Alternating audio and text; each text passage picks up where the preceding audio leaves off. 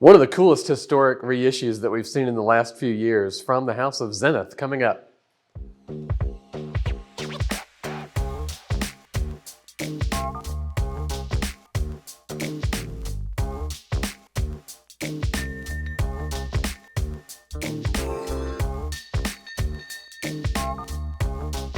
This is a really cool historic reissue from Zenith.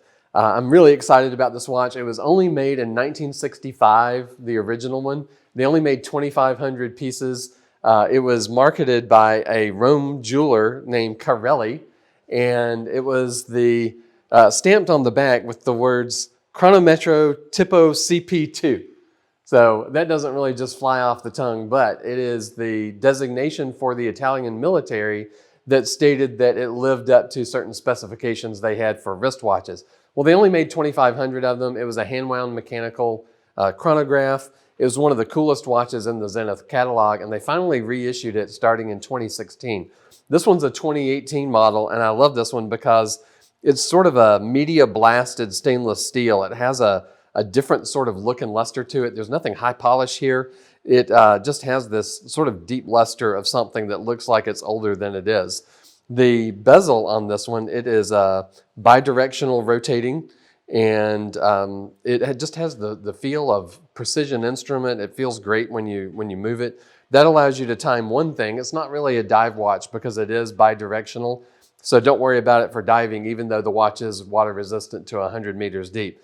But it really takes the cues from the original 1965 model, which I love. It has this twin register design with the two subdials. They have foregone the temptation to stick a date on there somewhere. I love it without the date and the completely symmetrical dial.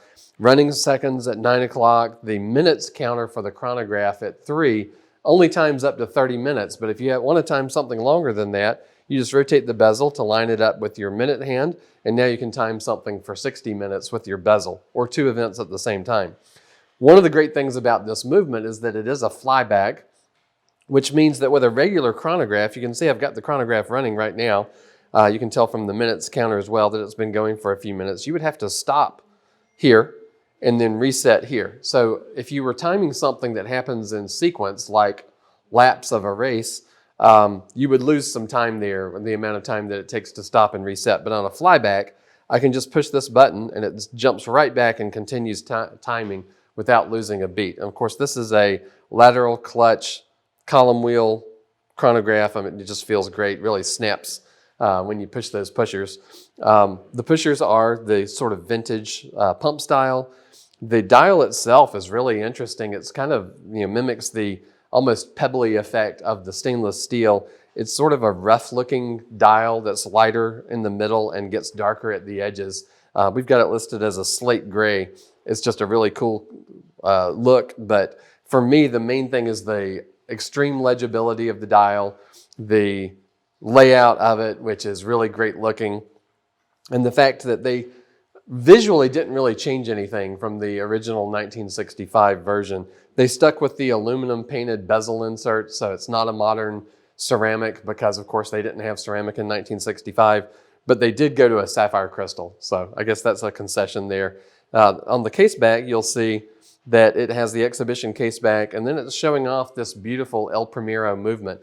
So the modern watch has the 405B caliber El Primero movement. It beats at 5 hertz, which means that on the chronograph, you're going to see a display of tenths of a second, which makes a lot of sense. If you have a traditional 28/8 beating chronograph movement, you're seeing your seconds split into eighths.